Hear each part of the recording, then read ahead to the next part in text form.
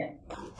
Silakan saudara-saudara kekasih, tinggal pencet saja menyetujui bahwa acara ini direkam. Kita akan mendengarkan sebuah lagu dari anak-anak muda. Tiap hari aku selalu berjalan, ku teguh hadapi cobaan. Percaya Bapa beri kekuatan, tak ada yang aku takutkan. Tak terkira kemurahan Tuhan, yang terbaik Tuhan selalu berikan. Dalam suka duka kehidupan, Dia beriku kebahagiaan. Day by day dari Advent, pemuda Advent di Eropa. Selamat mendengarkan, semoga ini boleh menjadi berkat untuk kita semua.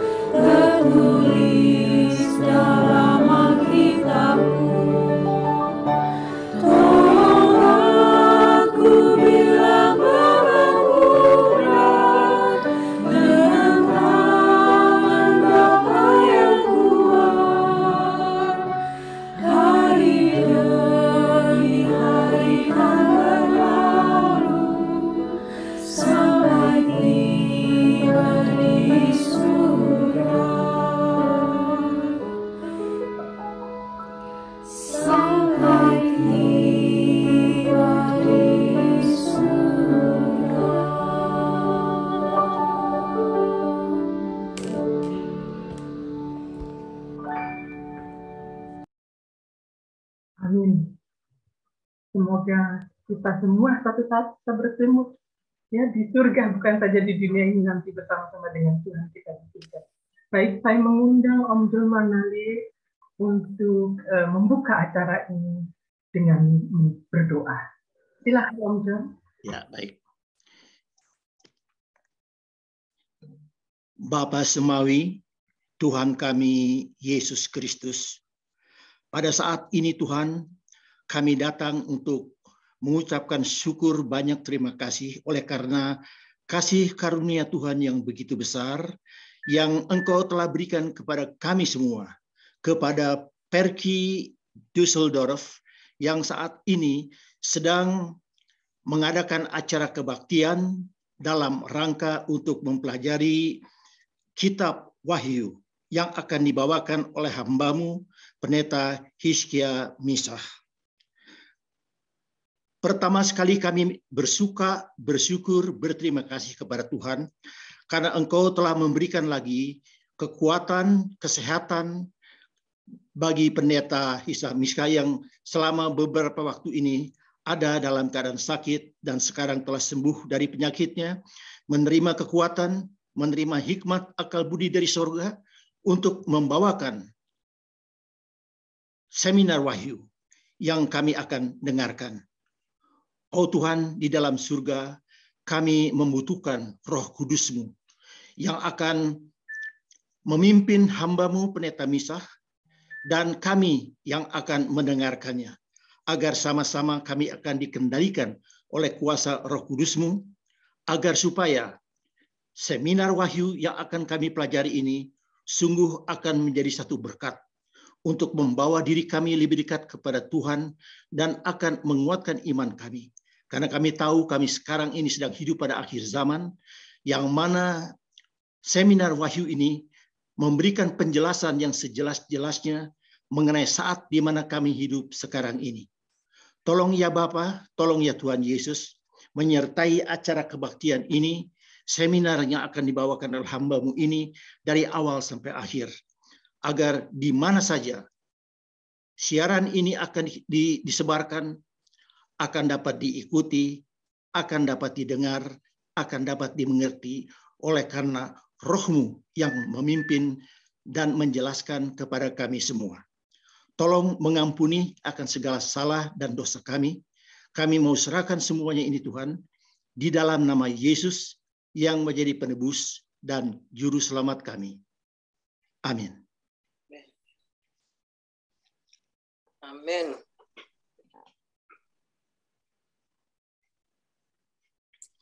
Like, mikrofonnya belum buka, Like.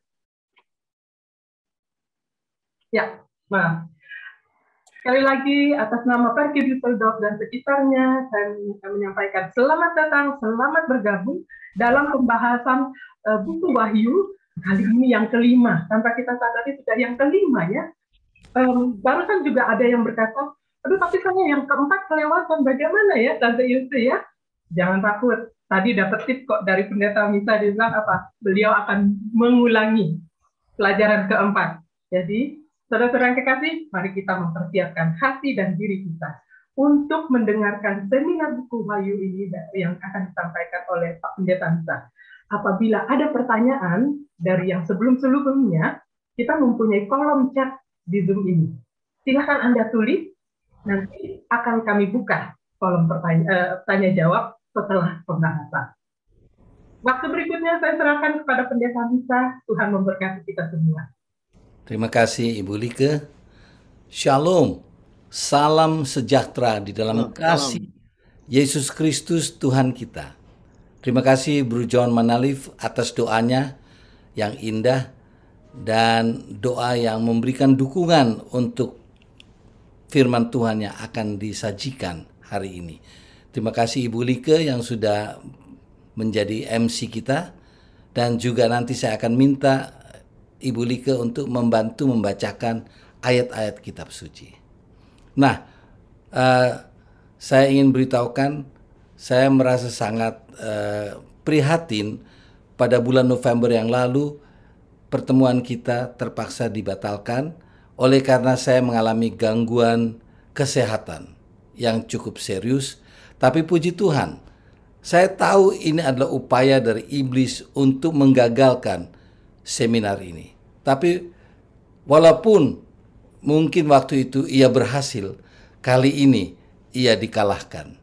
Kita sekarang bisa kembali mempelajari firman Tuhan bersama-sama dan semuanya dalam keadaan sehat. Senang sekali bisa melihat sahabat-sahabat lama,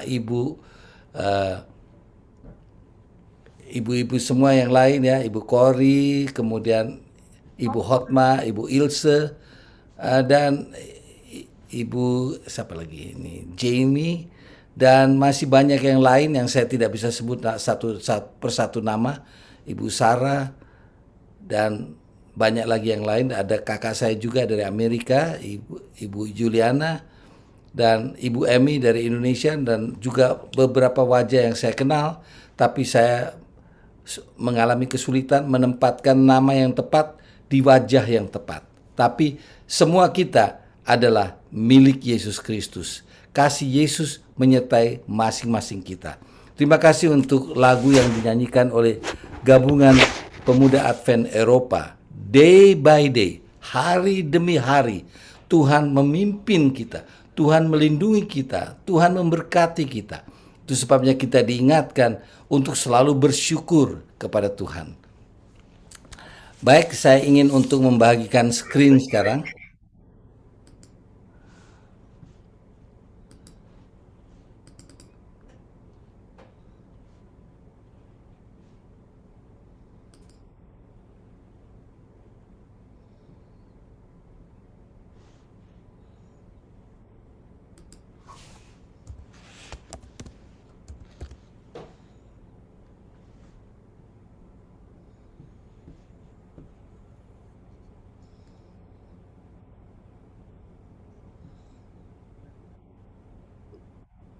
Sedikit lagi.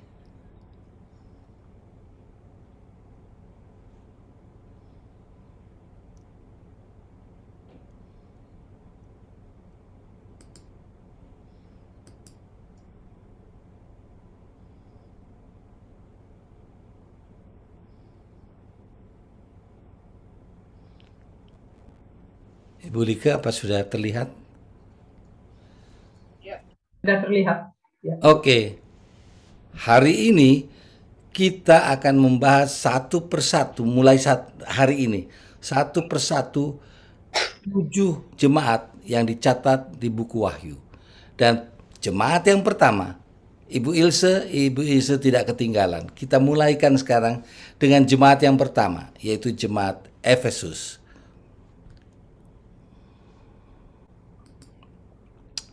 Nah, ada 7 jemaat. Sekarang mari kita segarkan ingatan kita akan buku Wahyu yang sudah sempat kita pelajari sebanyak 5 kali. 5 kali termasuk hari ini. Nah, jemaat yang pertama tadi sudah disebutkan, Efesus. Jemaat ini mewakili kurun waktu sejarah gereja Kristen di abad yang pertama. Jadi gereja Kristen di abad yang pertama ini itu di zaman di mana Yesus Kristus hidup dan para rasul ada di situ. Nah, kita pindah ke jemaat yang kedua. Jemaat apa, masih ingat? Jemaat Smyrna.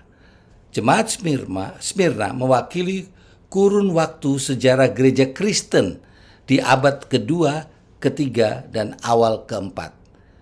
Sekarang yang ketiga, jemaat yang ketiga, masih ingat?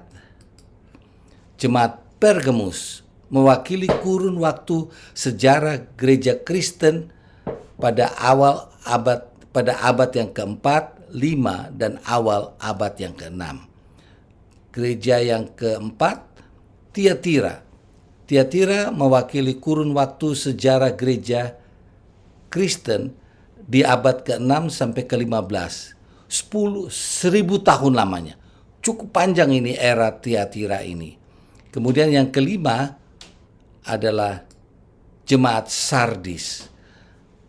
Mewakili kurun waktu sejarah gereja Kristen di abad 16, 17, dan setengah abad 18. Kita belajar sejarah sekarang ya. Lalu gereja yang maksudnya yang keenam adalah Philadelphia. Philadelphia ini mewakili kurun waktu sejarah gereja Kristen setengah abad ke-18 dan awal abad yang ke-19. Kemudian jemaat yang ketujuh adalah jemaat Laodikia. Jemaat Laodikia ini mewakili kurun waktu sejarah gereja Kristen paruh abad 19 sampai sekarang, di mana saudara dan saya hidup, dan sampai kiamat dunia, kedatangan Yesus Kristus yang kedua kali nanti. Nah, sebelum kita lanjutkan, saya ingin memberikan disclaimer. Apa itu disclaimer? Dalam bahasa Jermannya Haftungsausschluss. Apa betul pengucapannya? Jadi Haftungsausschluss. Dalam bahasa Indonesia penafian. Apa itu penafian? Penafian adalah dokumen penting yang harus muncul di setiap situs website. Ya, website, situs web. Ini penafian ini atau disclaimer mampu melindungi pemilik website dari potensi hukum sehingga tidak bisa dituntut. Yang kedua, penafian Anda dapat memberi Anda dukungan hukum yang Anda butuhkan untuk berhasil mempertahankan klaim di butir yang pertama di atas tadi. Itulah disclaimer dan saya ingin sampaikan itu supaya itu menjadi bahan patokan yang kita pegang agar supaya semua kita akan dapat mendukung program ini. Nah, acara Seminar Wahyu ini adalah seminar Alkitab. Seminar Wahyu ini bukan ajaran aliran kepercayaan tertentu atau agama tertentu, tapi Alkitab ini. Ini ya merupakan disclaimer kita. Baik, yang pertama. Disclaimer yang pertama atau penafian yang pertama, Alkitab adalah firman Allah. Jadi Alkitab ini adalah firman Allah yang berisikan kebenaran. Jadi isi dari Alkitab ini firman Allah yang adalah kebenaran. Yohanes 17 ayat 17, kuduskanlah mereka dalam kebenaran. Firman-Mu adalah kebenaran. Jadi kebenaran manusia itu seperti kain yang lara, kain kotor, kain cemar. Kita tidak bisa bergantung kepada kebenaran orang lain atau kebenaran diri sendiri. Yang menjadi tolok ukur kebenaran itu adalah firman Tuhan. Disclaimer yang kedua, Alkitab sebagai firman Allah adalah pelita dan terang. Mazmur 119 ayat yang ke-105. Oh, Ibu Lika tolong bacakan. Firman-Mu itu pelita bagi kakiku dan terang bagi jalan. Kalau kita mempunyai terang waktu kita berjalan di dalam kegelapan, maka terang itu sangat berguna. Supaya jangan sampai kaki kita terantuk kepada batu dan kita jatuh. Atau kita masuk ke dalam lubang dan membahayakan kehidupan kita. Jadi firman Tuhan, Alkitab ini adalah terang, pelita yang memberikan kepada kita penjelasan, kejelasan apa yang harus kita ikuti, apa yang harus kita buang, apa yang harus kita imani. Jadi dengan adanya firman Tuhan ini, maka kita bisa berjalan benar.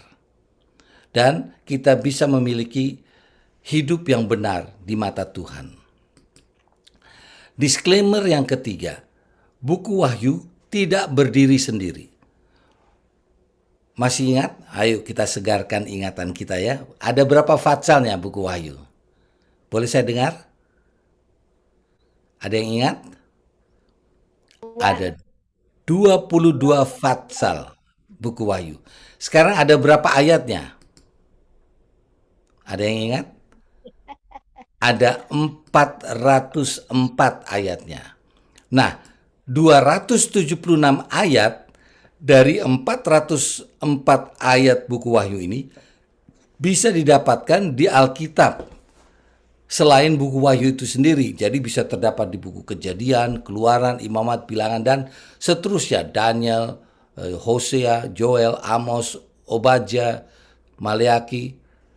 Itu bisa kita dapatkan 276 ayat dari 404 ayat yang dituliskan di buku Wahyu. Apa artinya? Artinya kita bisa mendapatkan bantuan dari buku-buku lainnya dalam Alkitab, bukan dari Alkitab, tapi di dalam Alkitab, buku Wahyu itu untuk menafsirkan simbol-simbolnya. Nah, disclaimer atau penafian yang keempat, jangan menambah atau mengurangi isi Alkitab ini. Jadi kita jangan tambah-tambah atau kurangi isi Alkitab ini. Baik, Ibu Lika, bacakan. Aku bersaksi kepada setiap orang yang mendengar perkataan-perkataan nubuat dari kitab ini. jika seorang menambahkan sesuatu kepada perkataan-perkataan ini, maka Allah akan menambahkan kepadanya malapetaka-malapetaka yang tertulis di dalam kitab ini. Dan jikalau seorang mengurangkan sesuatu dari perkataan-perkataan dari kitab nubuat ini, maka Allah akan mengambil bagiannya dari pohon kehidupan dan dari kota kudus, seperti yang tertulis di dalam kitab ini. Ini disclaimer yang bagus sekali. Jangan kita tambah-tambah isi Alkitab ini dengan apa yang tidak ada di dalamnya. Kita masukkan dan kita selalu berpegang itu sebagai kebenaran. Yang kedua, jangan kurang-kurangkan apa yang tertulis di dalam buku ini. Karena kalau sampai itu dilakukan, maka Tuhan katakan, aku akan mengambil bahagiannya dari, disebutkan terjemahan bahasa Indonesia, dari pohon kehidupan. Kalau yang aslinya dari Book of Life, dari buku kehidupan. Jadi terjemahannya seharusnya mengambil bahagiannya dari buku kehidupan. Artinya kalau tadinya kita dimasukkan nama kita ke dalam buku kehidupan, kita kurang-kurangkan apa isi Alkitab, nama kita akan dikeluarkan dari buku kehidupan itu. Dan apa akibatnya? Kita tidak akan bisa masuk ke dalam kota kudus itu. Karena jaminan masuk ke dalam kota kudus itu, nama kita harus tersurat di kitab kehidupan anak domba itu. Kita akan pelajari lebih banyak lagi tentang hal itu. Baik, mari kita pindah ke disclaimer yang kelima. Ini penting sekali disclaimer yang kelima ini. Membaca Alkitab memberi berkat. Ibu Like, Wahyu 1 ayat 3. Berbahagialah ia yang membacakan dan mereka yang mendengarkan kata-kata nubuat ini, dan yang menuruti apa yang ada tertulis di dalamnya, sebab waktunya sudah dekat. Iya, kalau baca Alkitab ini, firman Tuhan ini, maka kita disebut berbahagia. Bahasa aslinya, Greka adalah makarios. Makarios itu artinya keberkatanlah. Jadi orang yang membaca Alkitab ini, mendengarkan kata-kata nubuat ini, dan yang menuruti kata-kata nubuat ini disebut makarios, keberkatan. Dan sudah barang tentu orang yang keberkatan itu apa perasaannya? Berbahagia. Jadi terjemahannya ini bagus juga. Harusnya keberkatan tapi disebut berbahagialah. Makarios, ia yang membaca, mendengar, dan terlebih lagi menuruti apa yang ada tertulis di dalamnya. Nah, saya berikan disclaimer beberapa ini supaya kita semua mengetahui bahwa isi pekabaran yang kita akan dengarkan pada hari ini adalah berasal dari Alkitab, bukan berasal dari pikiran seseorang, pikiran kita, tapi berasal dari pikiran Allah sendiri. Baik, disclaimer yang keenam.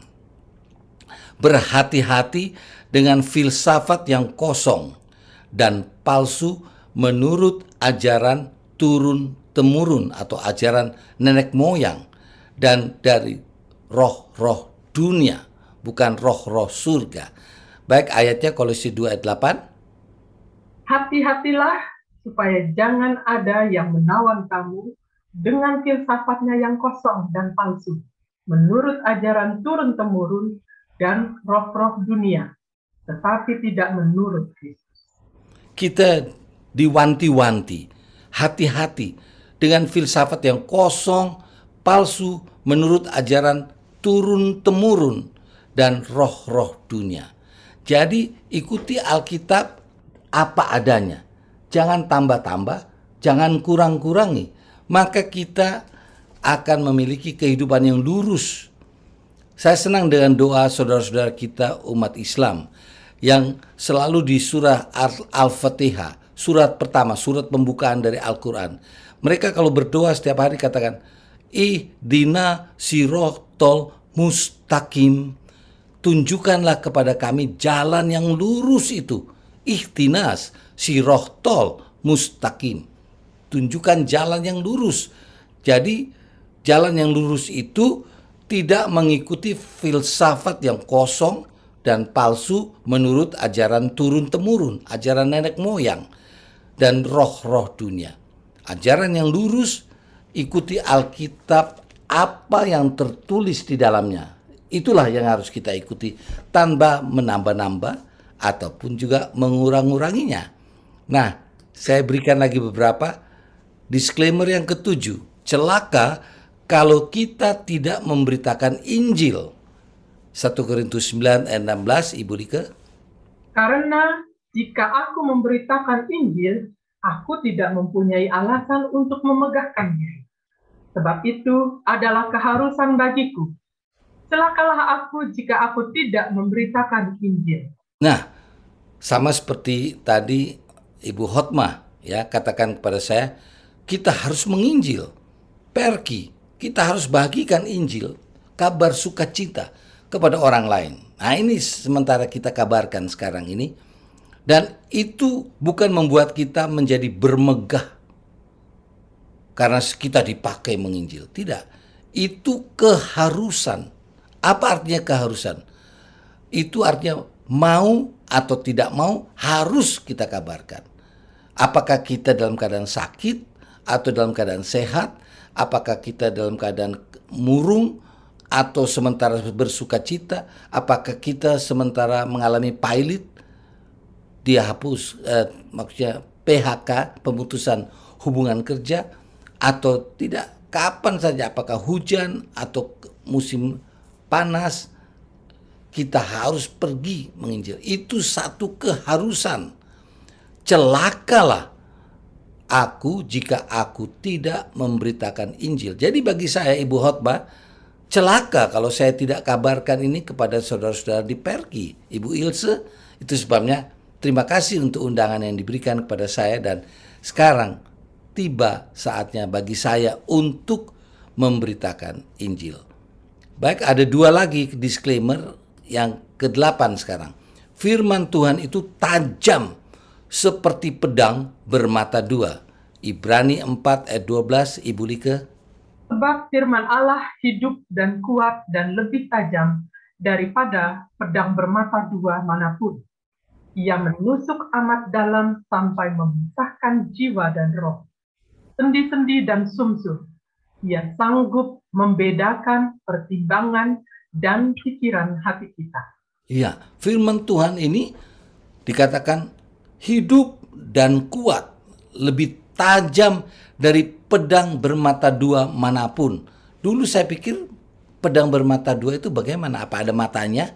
Ternyata pedang bermata dua artinya tajam semua sisinya. Kedua sisi itu tajam, ya, dipakai untuk menebas, tajam, kuat, menusuk amat dalam sampai memisahkan jiwa dan roh, sendi-sendi dan sumsum. Ia sanggup membedakan pertimbangan dan pikiran hati kita. Jadi kita bersyukur kita memiliki firman Tuhan yang menolong kita untuk membedakan apa ini benar, apa ini tidak benar. Oke, sekarang yang terakhir, disclaimer. Setelah itu kita masuk ke dalam pembahasan kita. Kita akan belajar nubuatan. Dan nubuatan ini hanya terdapat di Alkitab. Tidak ada nubuatan di buku-buku yang lain. Hanya ada di Alkitab. Lalu nubuatan itu kalau digenapkan, dia menjadi sejarah. Jadi kita akan belajar nubuatan, Alkitab, dan sejarah, yaitu fulfillment, kepenuhan dari nubuatan yang diberikan di dalam Alkitab. Mengapa penting dan perlu mempelajari sejarah? Pentingkah belajar sejarah?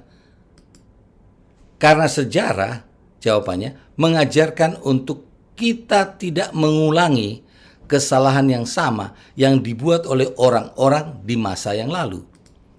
Kita tidak bisa merubah sejarah. Tidak ada seorang pun yang bisa merubah sejarah. Kita tidak bisa merubah masa lalu. Masa lalu sudah berlalu, sudah lewat. Jadi kita tidak bisa merubah. Kita tidak bisa merubah orang tua kita. Kita dilahirkan dari orang tua ini. Tidak bisa kita katakan, saya tidak mau lahir dari papa mama ini. Saya mau papa mama yang lain. Kalau boleh Ratu Juliana atau Ratu Elizabeth sebagai ibu saya. Tidak bisa kita rubah. Kita tidak bisa merubah masa lalu kita. Yang kita bisa buat adalah berbuat yang baik dan benar di masa sekarang dan di masa yang akan datang. Dan yang menuntun kita berbuat baik dan benar itu adalah Alkitab ini, firman Tuhan. Nah, kita sudah dapatkan disclaimer ya, penafian. Supaya kita sekarang, oh ini semua Alkitab, firman Tuhan berbicara. Bukan hasil pikiran pendeta Misa atau hasil pemikiran Bapak John Manalif saja. Tapi ini adalah hasil pemikiran Tuhan untuk keselamatan saudara dan saya. Kita bersyukur karena Allah sangat peduli atas keselamatan kita semua. Baik, ada seorang yang bernama George Santayana, filsuf, penulis esai, penyair, novelis Spanyol. Ini temannya Pak Samson ini ya. Dia katakan begini, mereka yang tidak mengingat masa lalu mereka akan dikutuk untuk mengulangi kesalahan mereka yang sama. Mereka yang tidak membaca sejarah ditakdirkan untuk mengulangi sejarah itu. Mereka yang gagal belajar dari kesalahan para pendahulunya ditakdirkan untuk mengulangi kesalahan yang sama. Betul sekali. Itu sebabnya kita harus belajar sejarah. Ya, di dalam konteks pelajaran kita, sejarah itu terjadi setelah ada nubuatan di dalam Alkitab menunjukkan apa yang akan terjadi, dan begitu digenapkan, maka itu menjadi sejarah.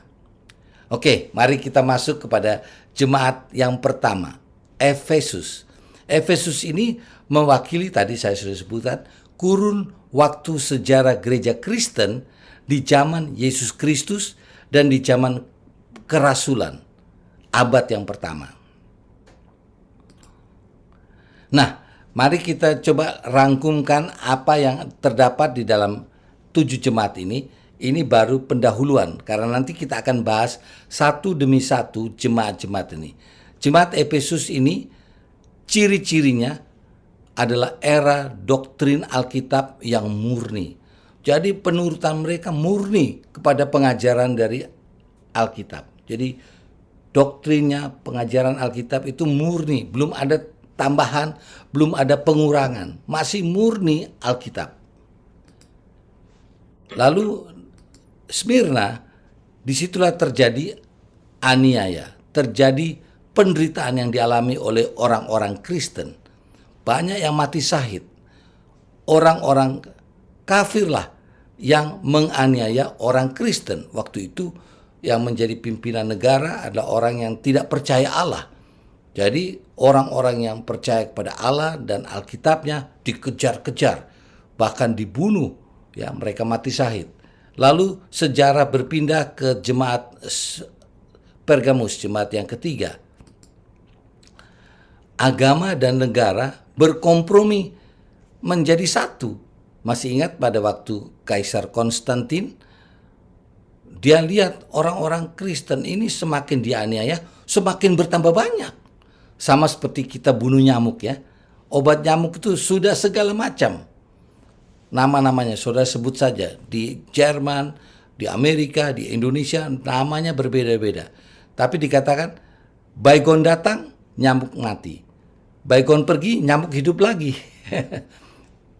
Walaupun sudah ditumpas sedemikian rupa, tidak pernah nyamuk itu habis dari dunia ini.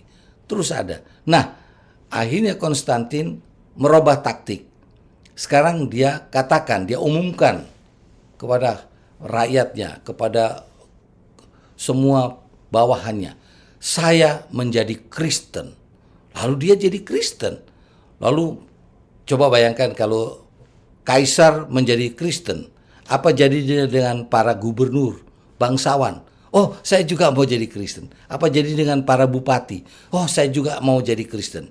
Apa jadinya dengan camat, lurah, kemudian RW, RT? Semua ingin menjadi Kristen.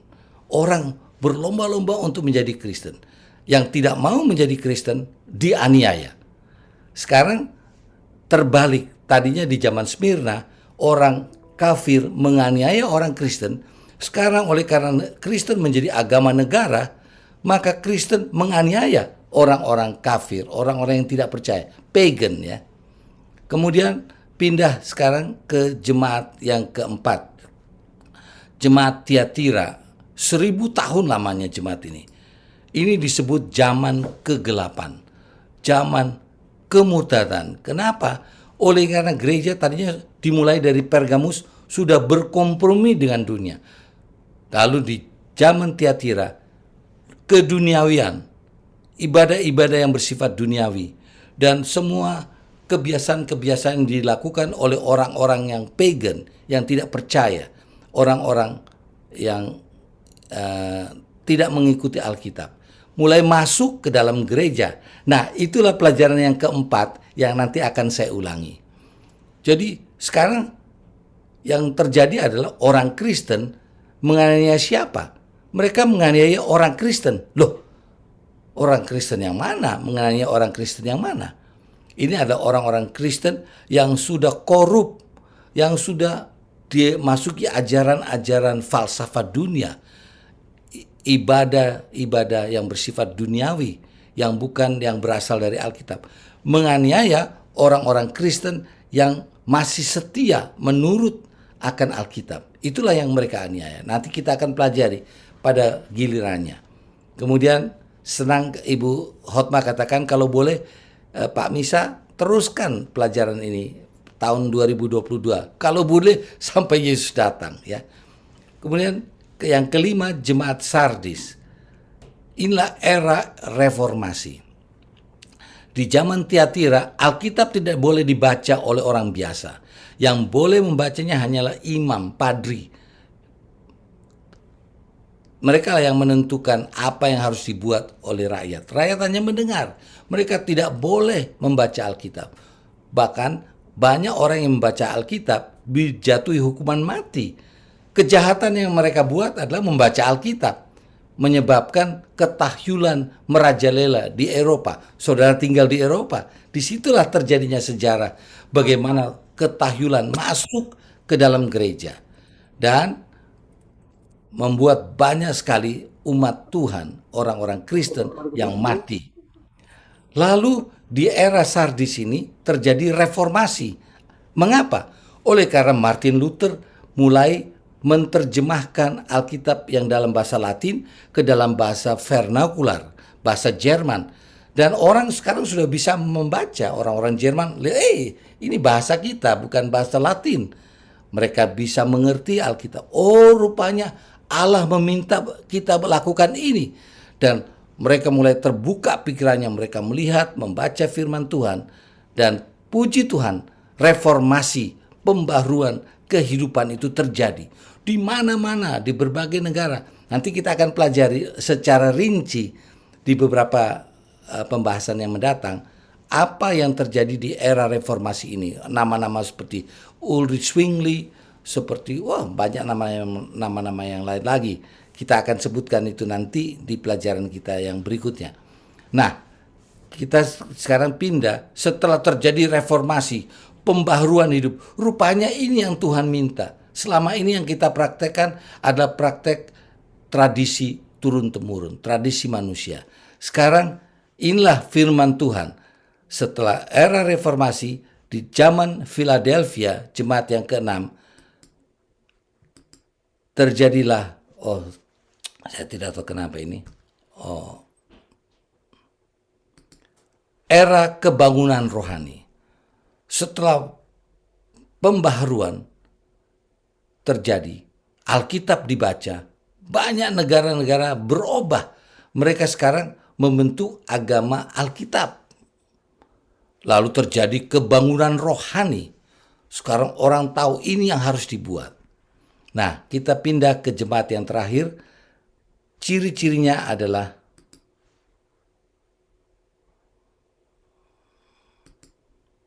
jemaat Laodikia, kekristenan masa kini. Kekristenan di mana saya hidup, Anda hidup sekarang ini di zaman ini. Ini Jemaat Laodikia menggambarkan tentang kehidupan kita orang Kristen. Disebut ini adalah era suam kuku, lukewarm. Suam kuku itu artinya orang Manado katakan lau-lau, air lau-lau. Artinya tidak panas, tidak juga dingin. Dan itu ciri-ciri dari gereja Kristen di era Laodikia ini. Dikatakan rajin, tidak juga. Tidak rajin. Dikatakan malas, tidak juga. Jadi di tengah-tengah antara rajin dan malas. Dikatakan bersemangat, tidak. Dikatakan loyo, tidak juga. Dikatakan setia, tidak. Dikatakan tidak setia, tidak juga. Itulah ciri-ciri dari gereja Kristen masa kini di zaman Laodikia. Lalu nanti kita akan bahas apa nasihat Tuhan kepada jemaat Laodikia, jemaat di mana kita hidup sekarang ini. Nah, mari kita masuk ke pelajaran Efesus abad pertama zaman Yesus Kristus dan para rasul. Efesus mewakili kemurnian praktek Alkitab dalam gereja di abad yang pertama. Nah, sekarang kita mau bertanya ya. Apa kitab suci yang mereka baca? Orang-orang di zaman Efesus, orang-orang Kristen di zaman Efesus, apa kitab suci yang mereka baca? Tentu karena disebut Kristen, Kristen artinya pengikut Kristus. Sudah barang tentu kita harus cari tahu apa kitab suci yang dibaca oleh Yesus. Yesus membaca kitab suci.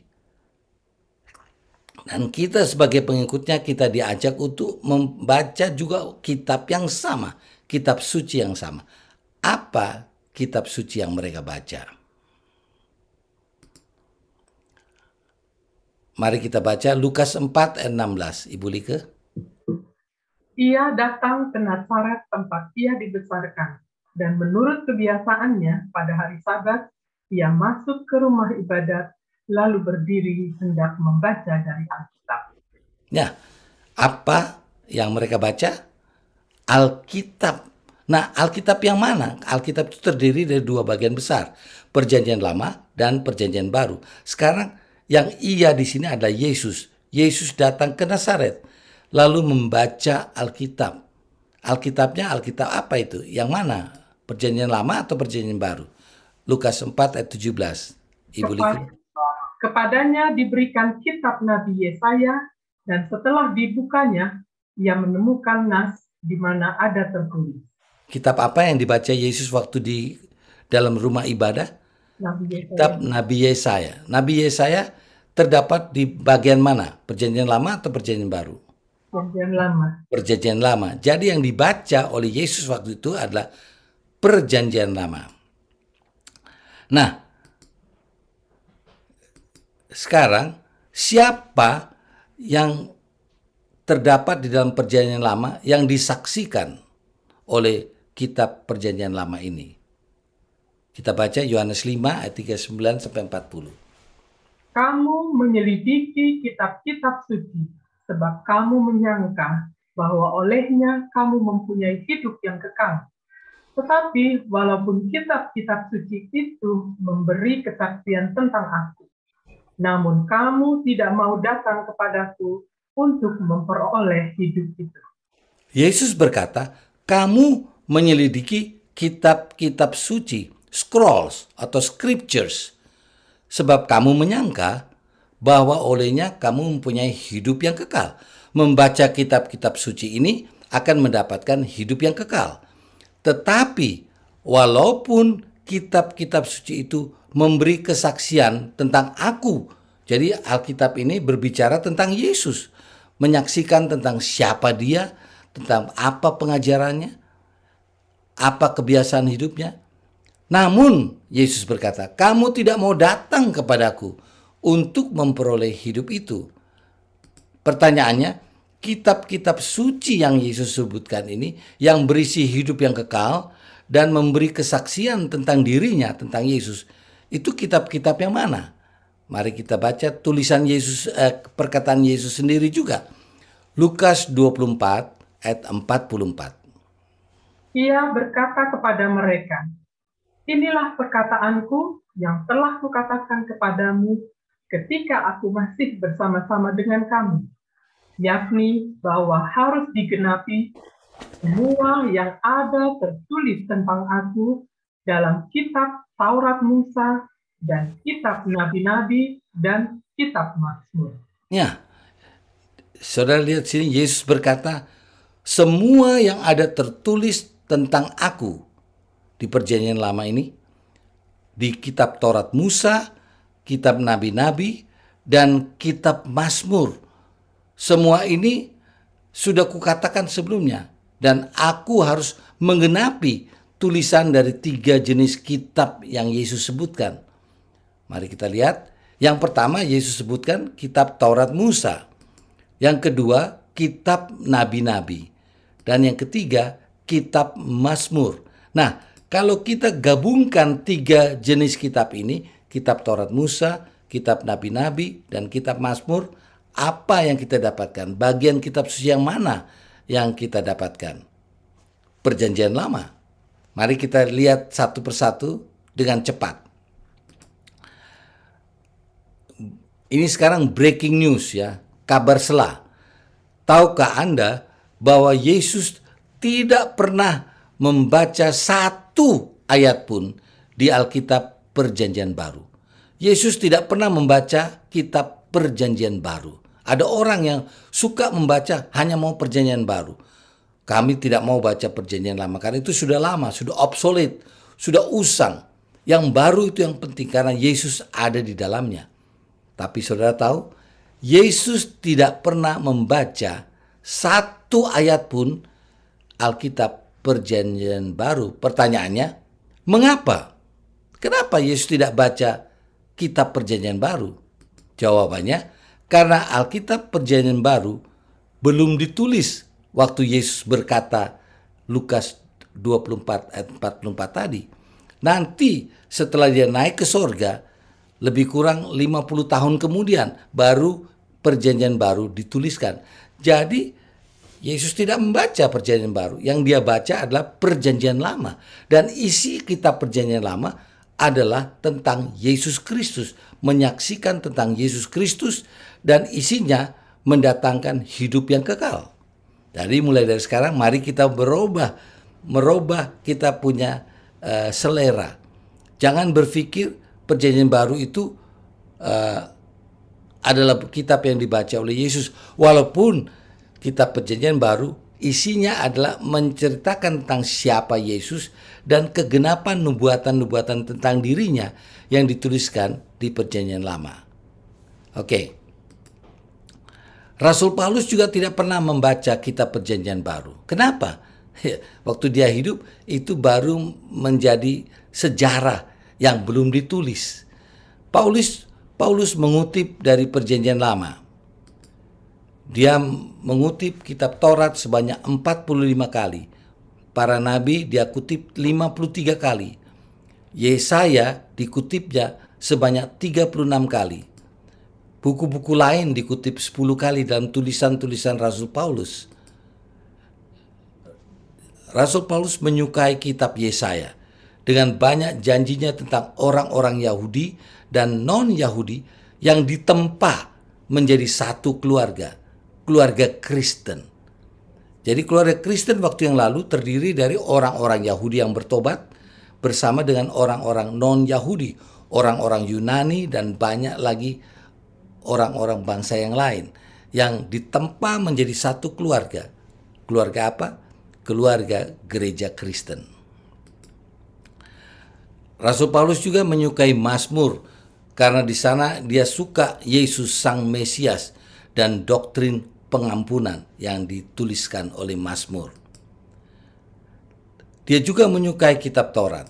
Nah, ini adalah website di mana saudara bisa dapat data tentang apa yang dikutip oleh Rasul Paulus di dalam suratan-suratannya. Rasul Paulus menuliskan 13 episode suratan di Perjanjian Baru dan ia mengutip dari Perjanjian Lama. Nah, sekarang mari kita lihat kitab Taurat Musa. Apa saja yang terdapat di kitab Taurat Musa? 5 buku pertama Alkitab, itulah yang disebut Taurat Musa. Kejadian, Keluaran, Imamat, Bilangan, dan Ulangan. Semua perintah-perintah hukum yang Tuhan katakan yang terdapat di kitab Taurat disebut hukum Taurat. Kenapa hukum Taurat? Karena hukum yang terdapat di kitab Taurat, di Kejadian, Keluaran, Imamat, Bilangan, dan Ulangan. Dan hukum-hukum ini ada beberapa jenisnya.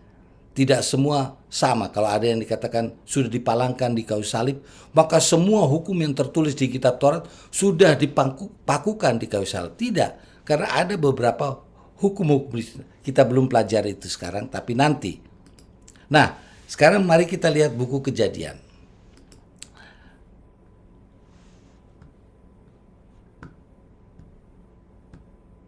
Ini ada chat masuk, oke. Kita lanjutkan. Adakah Yesus di kitab Kejadian? Jawabannya ada. Sebagai apa dia dituliskan? Yesus adalah pencipta. Oh, ini bahasan yang nanti saya akan bahas kembali.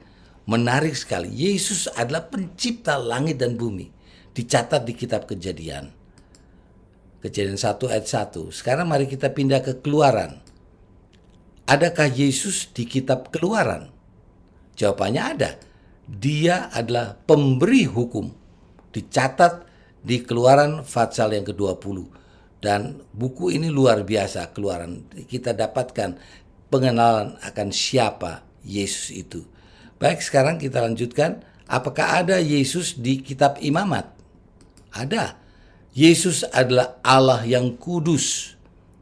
Ayatnya Imamat pasal yang ke-11. Di situ disebutkan ada binatang-binatang yang haram, ada binatang yang halal. Diajarkan oleh Yesus Kristus, dan Yesus berkata di pasal 11 dari Imamat ayat yang ke-41, hendaklah engkau kudus karena aku kudus, dan jangan engkau mencemari tubuhmu dengan binatang-binatang yang haram. Ada disebutkan. Masih ingat disclaimer kita? Ya, tidak boleh marah. Karena apa? Allah yang katakan. Jadi ada jenis-jenis hewan yang boleh dimakan, ada yang tidak boleh dimakan, yang disebut haram atau halal. Ada ciri-cirinya dan sebagainya. Nanti kita akan pelajari. Kita akan tiba di semua hal itu. Dan itu diajarkan di Perjanjian Baru. Yesus sendiri berbicara, Rasul Paulus juga berbicara.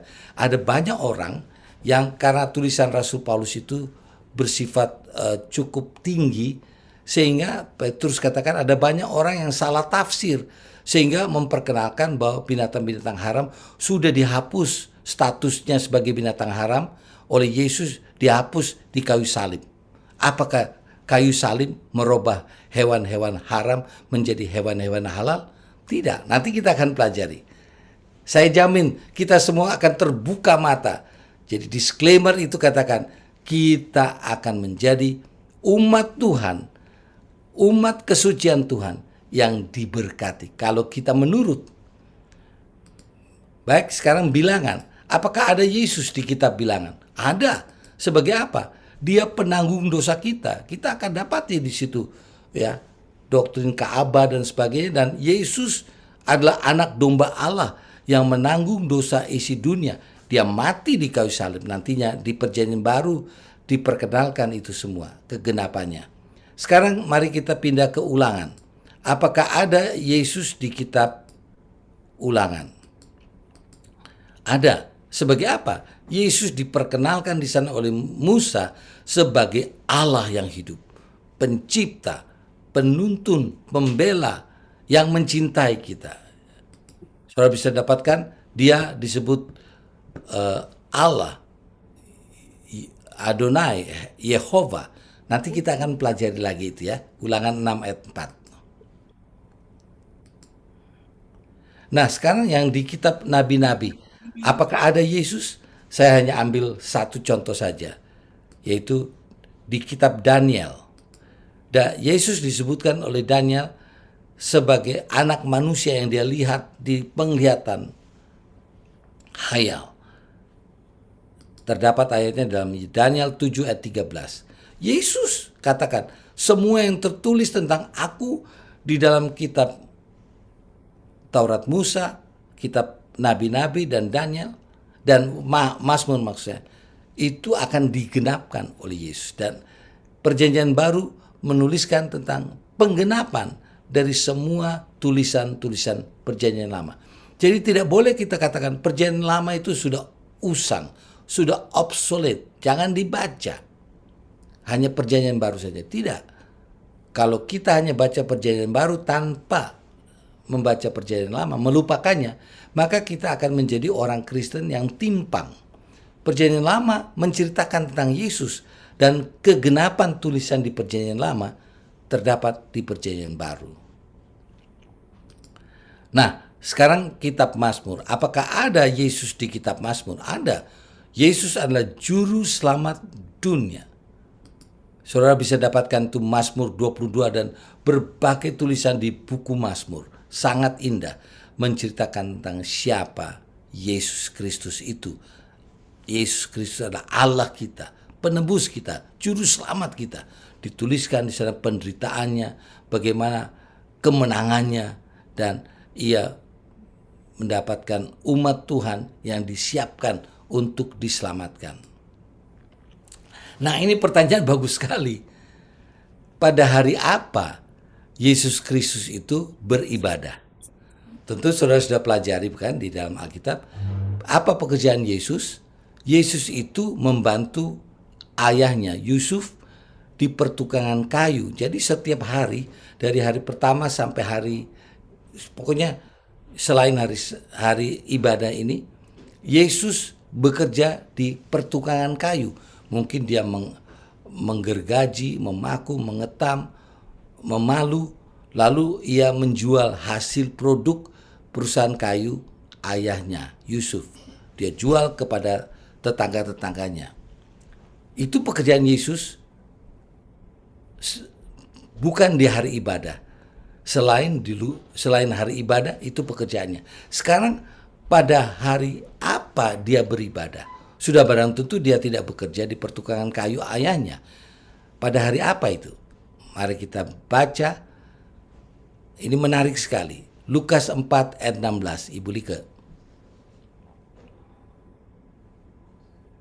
Ia datang ke Nazaret, tempat ia dibesarkan. Dan menurut kebiasaannya pada hari Sabat, ia masuk ke rumah ibadat, lalu berdiri hendak membaca dari Alkitab. Ini di Nazaret. Tadi ada gambar kami di Nazaret bersama Lai Dahlan dan saya punya kakak Seslea. Ya, Yesus datang ke Nazaret, tempat ia dibesarkan, dan menurut kebiasaannya. Mari kita lihat bahasa Bataknya apa ya. Mangi huton hasomalana. Saya tanyakan kepada saya punya besan orang halak kita. Apa arti mangi huton hasomalana? Artinya menurut kebiasaannya.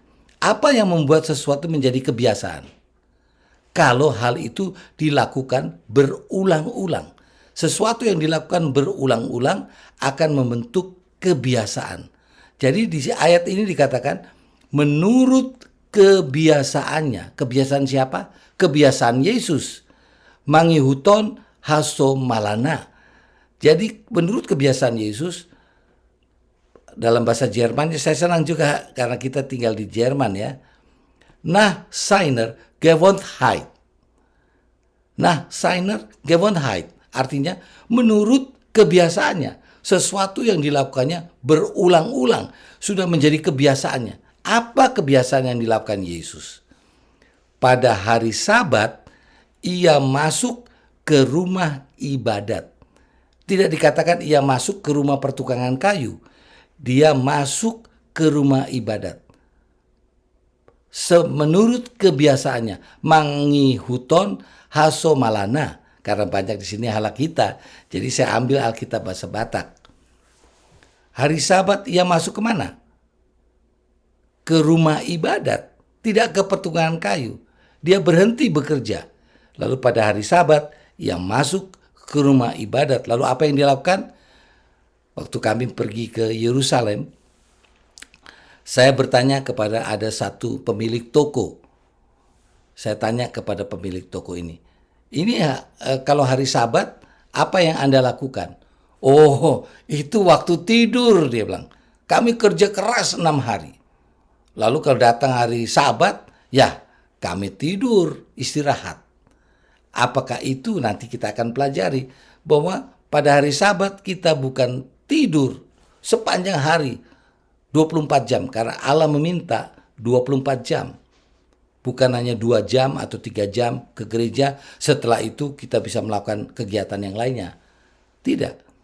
Sepanjang 24 jam satu hari Sabat itu, ya, Yesus dikatakan pada hari Sabat, ia masuk ke rumah ibadat, rumah berdoa, rumah sembahyang, rumah beribadah.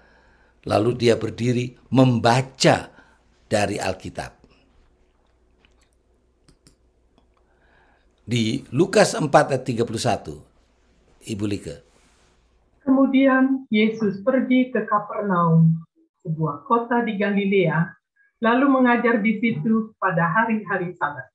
Apa yang dibuat Yesus pada hari Sabat? Hari-hari Sabat, ia pergi ke Kapernaum. Saya dan istri kebetulan punya kesempatan pergi ke Kapernaum.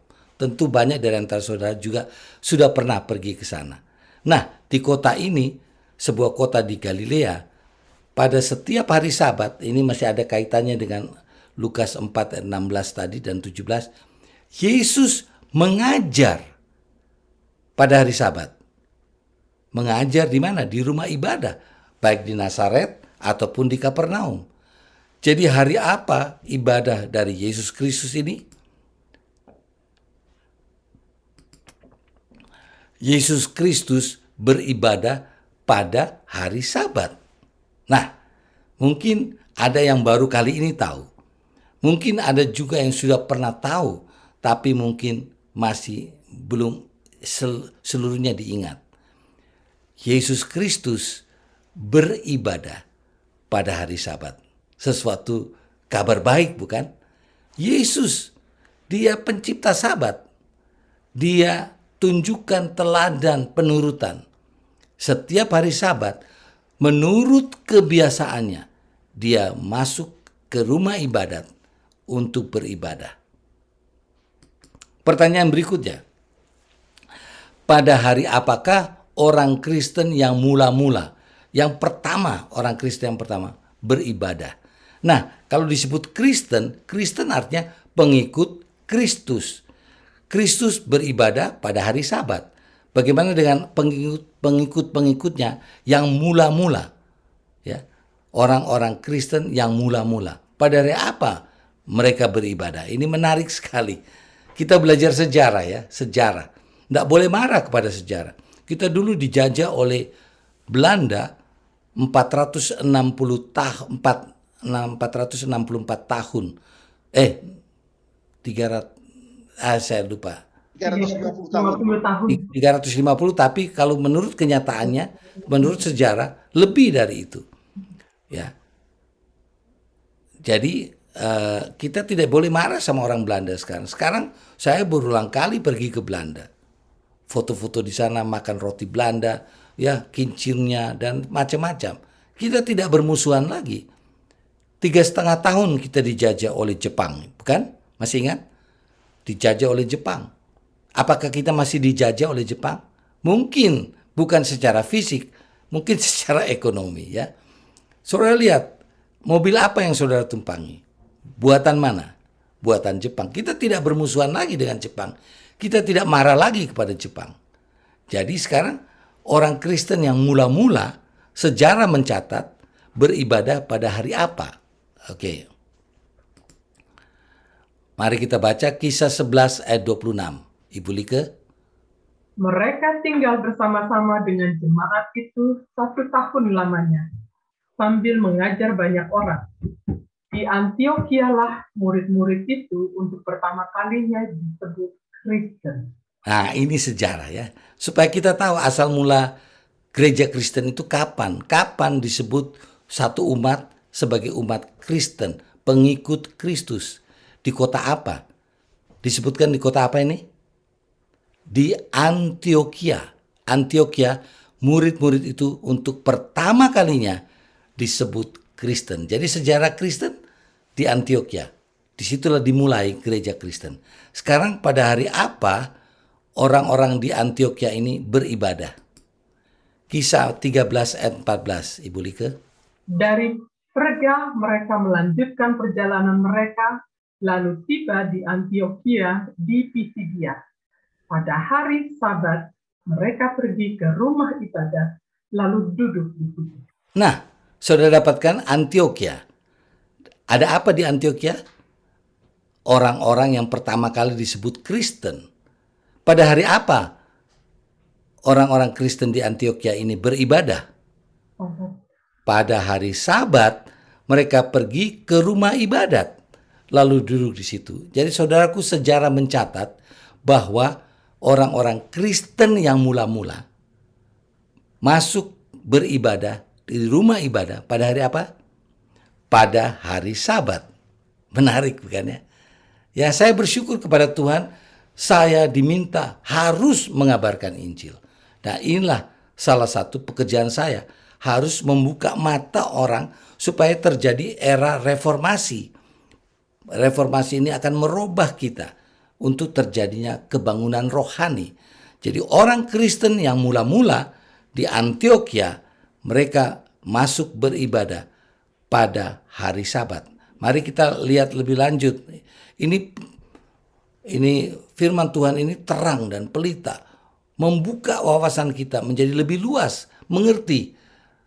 Inilah yang murni ajaran kitab suci, dan apa yang tidak boleh kita lakukan, menambah-nambah atau mengurang-ngurangkan. Disclaimer itu penting sekali, supaya tidak ada yang menuntut, ini Pak Misa ini kok mengganggu orang punya ketenangan. Tidak, justru saya mau membuka mata rohani kita untuk terjadinya reformasi dan kebangunan rohani. Nah, orang Kristen yang mula-mula beribadah pada hari Sabat. Apa hari ibadah orang Kristen yang mula-mula? Ini tadi ayat-ayat yang sudah kita bahas. Sekarang apa hari ibadah para rasul? Rasul-rasul mungkin mereka merubahnya menjadi hari yang lain. Hari apa hari ibadah mereka? Kita baca dengan cepat sekarang. Tadi sudah dibaca, sekarang Kisah 15 ayat 21. Ibu Like. Bisa baca Ibu Like? Mikrofonnya Like. Maaf. Oh. Sebab sejak zaman dahulu hukum Musa diberitakan di tiap-tiap kota, dan sampai sekarang hukum itu dibacakan tiap-tiap hari Sabat di rumah-rumah ibadat. Saudara lihat, hukum Musa itu diberitakan di tiap-tiap kota sejak zaman dulu dan sampai sekarang, kata Dr. Lukas, pencatat buku Kisah 15 ayat 21. Dan sampai sekarang hukum itu dibacakan kapan? Tiap-tiap hari Sabat. Di mana? Di rumah-rumah ibadat. Jadi rasul-rasul pun masuk beribadah pada hari apa? Hari Sabat. Tiap-tiap hari Sabat. Ini direkam, jadi saudara bisa nanti baca kembali, lalu baca Alkitab saudara, bandingkan isinya apakah sama atau tidak. Kisah 16 ayat 13. Pada hari Sabat kami keluar pintu gerbang kota. Kami menyusur tepi sungai dan menemukan tempat sembahyang Yahudi yang sudah kami duga ada di situ. Setelah duduk, kami berbicara kepada perempuan-perempuan yang ada berkumpul di situ. Pada hari apa mereka berkumpul? Pada hari Sabat. Di mana? Di tempat sembahyang Yahudi. Mereka belum sempat membangun rumah ibadah mereka. Jadi mereka pakai rumah sembahyang orang Yahudi. Pada hari apa? Hari Sabat. Mari kita lihat. Luar biasa ini catatan Alkitab ini. Sejarah dicatat di kitab Kisah. Pasal 17 ayat yang kedua, Ibu Like. Seperti biasa, Paulus masuk ke rumah ibadat itu. 3 hari Sabat berturut-turut, ia membicarakan dengan mereka bagian-bagian dari kitab suci.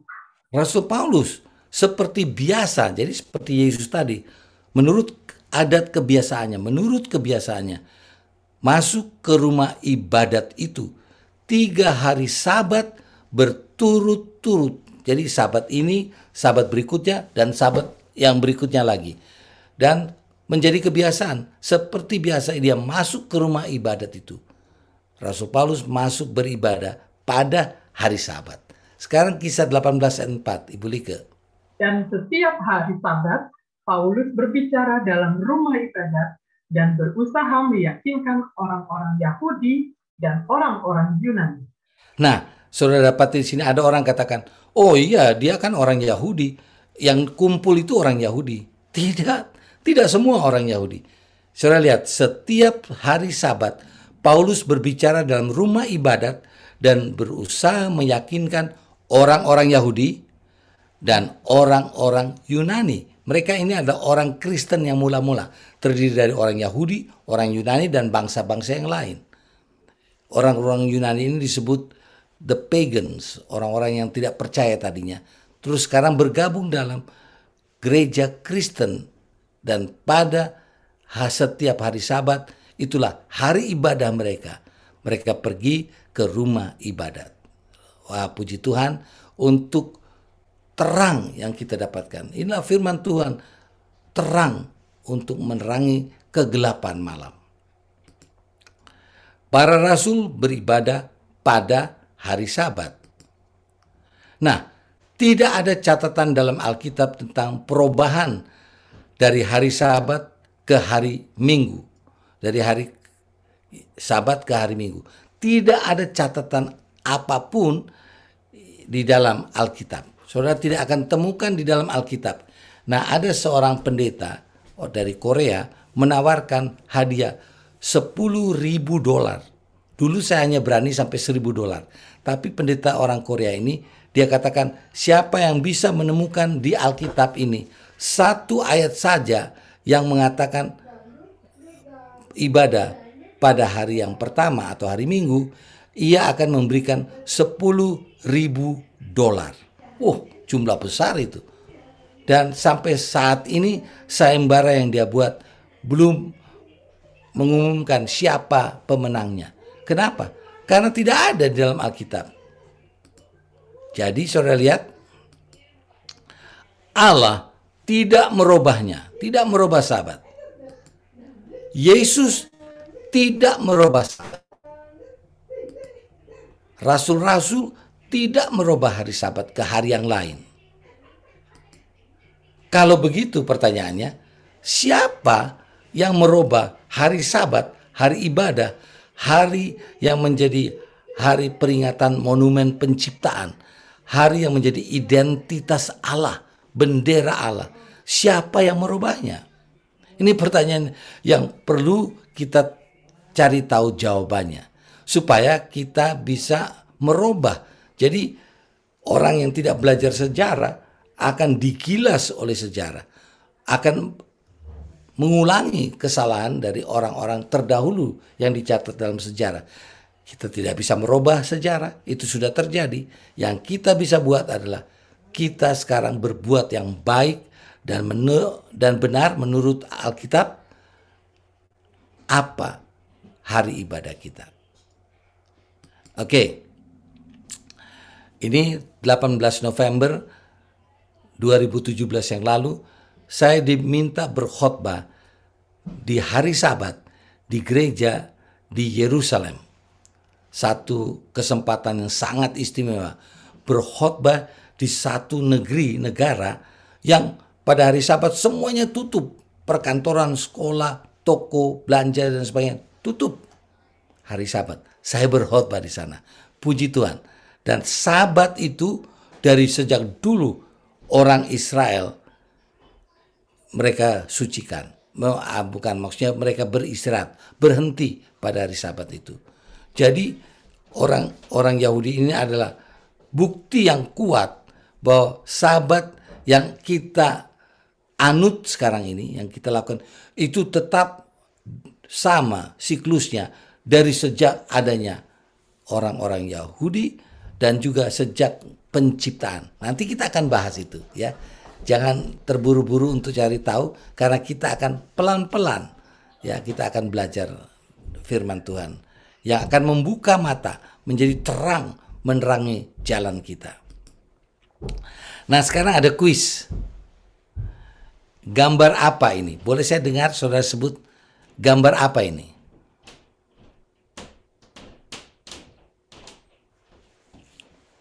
Oh, enggak terdengar ya. Oke, saya sebutkan. Ya, betul. Laba-laba. Gambar laba-laba. Ibu Sarah, Ibu Like, ini gambar laba-laba. Sekarang kuis yang kedua. Berapa jumlah kaki laba-laba? 4, 6, 8, 10, atau 12? 8. Wah, luar biasa ini. 10. Pada tahun 300-an Masehi, Aristotle, ahli di bidang logika, kritik, retorika, fisika, dan biologi dan psikologi, menyatakan bahwa laba-laba itu mempunyai 6 kaki. Oh, 6 kaki. Dan oleh karena dia adalah seorang yang sangat dihormati, maka seluruh dunia mempercayainya. Oh, Tidak ada yang berani menentangnya. Waktu Aristotle katakan laba-laba punya 6 kaki, semua katakan, oh, laba-laba kakinya 6. Sampai pada tahun 1400-an, seseorang bernama John Baptiste Pierre Antoine de Monnet, Chevalier de Lamarck. Wah, namanya panjang sekali. Ini mesti belajar bahasa Prancis ini. Orang Prancis. Iya, benar-benar dia menghitung. Jadi dia tidak percaya terima-terima begitu saja apa yang dikatakan Aristotle. Laba-laba kakinya 6. Dia tangkap laba-laba, dia hitung. Lalu apa yang dia dapatkan? Lamarck mendapati bahwa laba-laba itu tidak memiliki 6 kaki, tetapi 8 kaki. Wah, bayangkan itu selama berapa tahun itu? Selama 1400 dikurangi 300 ya. Begitu berabad-abad lamanya orang percaya bahwa laba-laba kakinya 6. Kenapa? Aristotle yang katakan. Baru setelah Lamarck dia mulai melihat dan menghitung kaki laba-laba, dia dapati ada 8 bukan 6. Baru berubah pikiran orang. Rupa-rupanya laba-laba kakinya 8. Nah, beberapa penyebab mengapa orang tidak tahu dengan tepat manakah hari Sabat itu. Saya mau cerita sedikit. Saya ke Bangladesh. Lalu saya mau lihat kalender karena saya ingin mencocokkan jadwal perjalanan pulang saya ke Singapura waktu itu. Kami tinggal di Singapura dan tugas saya salah satunya adalah negara Bangladesh. Lalu saya lihat di kalender, loh ini kalender ini kok beda dengan kalender yang saya selalu lihat. Saudara lihat apa yang berbeda? Hari ke-7 jatuh pada hari apa? Hari Friday, Jumat. Oleh karena bagi pemeluk agama di Bangladesh, mereka itu menjadikan hari yang ke-7 itu hari keramat. Dan mereka ingin menjadikan hari ke-7 keramat di negara mereka. Kalender mereka pun mereka robah. Supaya hari Jumat menjadi hari ke-7, maka mereka taruh hari Sabtu jadi hari pertama. Sabtu, Minggu, Senin, Selasa, Rabu, Kamis, Jumat. Jadi menurut mereka hari ke-7 itu hari Jumat. Saya bilang ini menarik sekali. Oke, mari kita lihat kalender yang lain. Ini kalender saya dapat dari Mi Gajah Mada. Tahun 2002. Hari ke-7 jatuh pada hari apa? Hari Minggu. Oleh karena firman Tuhan katakan hari ke-7 itu adalah hari kudus. Dan mereka inginkan Minggu menjadi hari ke-7 supaya itu menjadi hari ibadah. Itu sebabnya mereka robah kalender. Mereka taruh hari pertama di kalender itu hari apa? Hari Senin. Jadi Senin yang pertama, Selasa kedua, Rabu ketiga, Kamis keempat, Jumat kelima, Sabtu keenam, Minggu hari yang ke-7. Jadi sudah ada 2 kalender ya yang berbeda. Satu hari ke-7-nya hari Jumat, karena itu menjadi hari doa, hari berjumah, hari Jumat. Lalu yang lain lagi hari Minggu, hari yang ketujuh, menjadi hari ibadah. Nah, mari kita lihat, menarik sekali ini. Kalender yang lain. Ini kalender 2002 juga. Hari ketujuhnya jatuh hari apa? Saturday, Sabtu. Dan inilah kalender yang sesuai dengan Alkitab. Saya akan bisa memberikan bukti-bukti bahwa hari ketujuh adalah hari Sabtu. Jadi hari pertamanya Minggu maksud saya, Sunday. Lalu Sunday, Monday, Tuesday, Wednesday, Thursday, Friday, Saturday yang ketujuh. Nah, ada 3 hari. Hari ketujuh ini ada 3 hari. Bingung bukan? Yang mana yang hari Sabat, hari ketujuh itu? Apakah Jumat, Minggu, ataukah Sabtu? Nah, mari kita lihat. Yang pertama sekali, kenapa sampai orang jadi bingung? Tidak tahu yang mana hari Sabat, jatuh pada hari apa? Ada beberapa penyebab. Saya catat di sini penyebab yang pertama, mereka tidak membaca dan menyelidiki Alkitab. Mereka tidak mau membaca, tidak mau menyelidiki.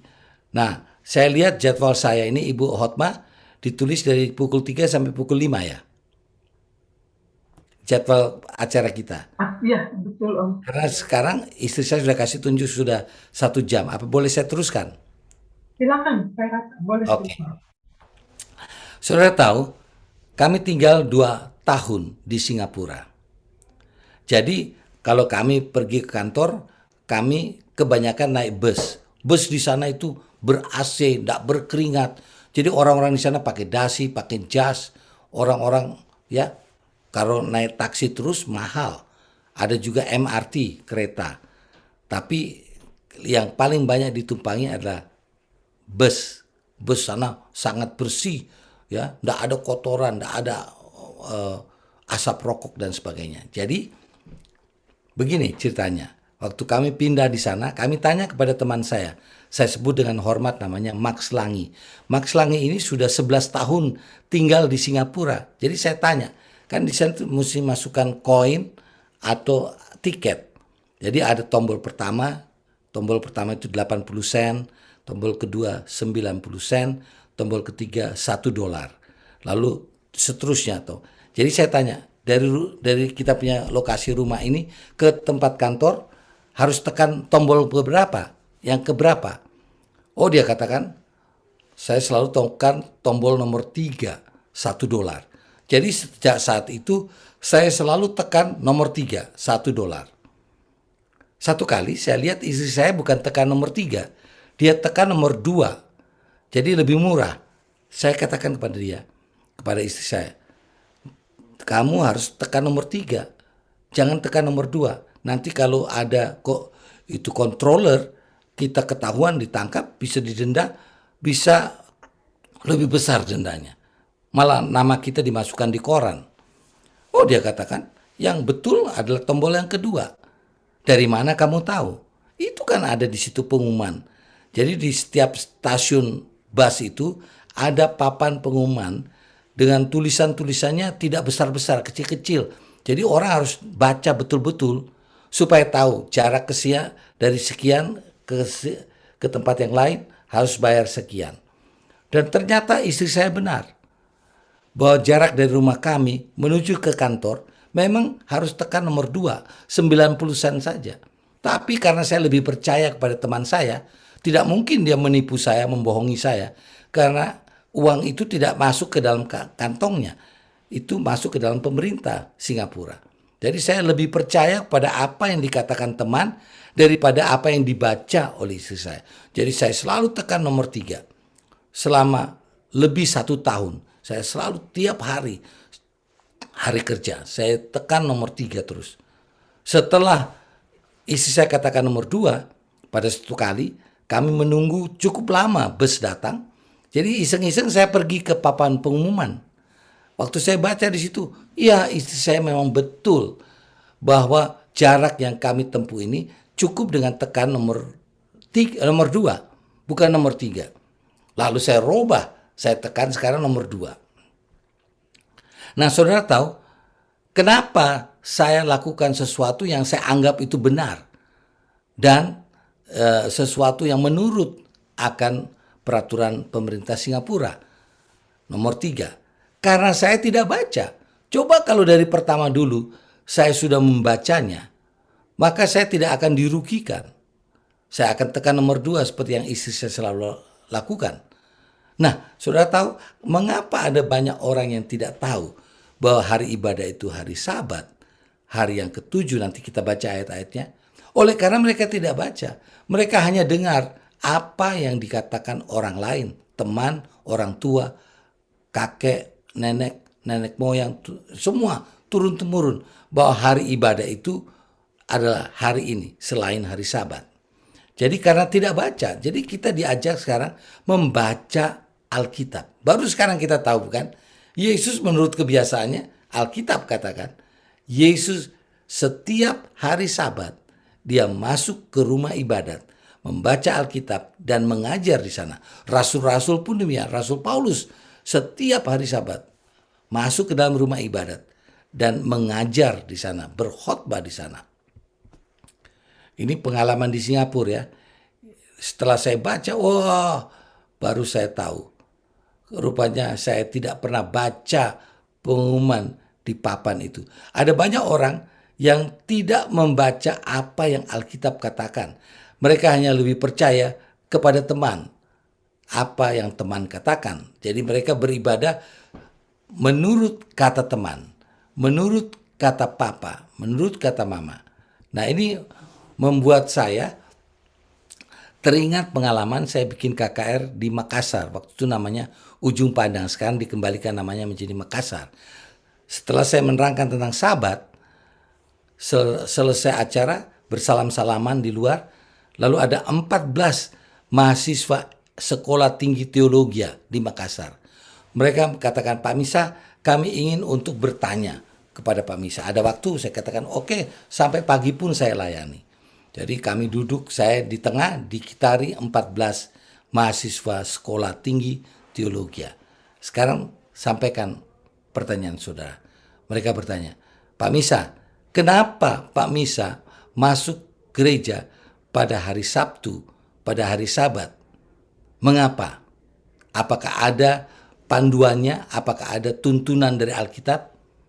Lalu saya katakan kepada mereka, sebelum saya menjawab pertanyaan saudara-saudara, saya mau bertanya lebih dulu kepada saudara satu persatu.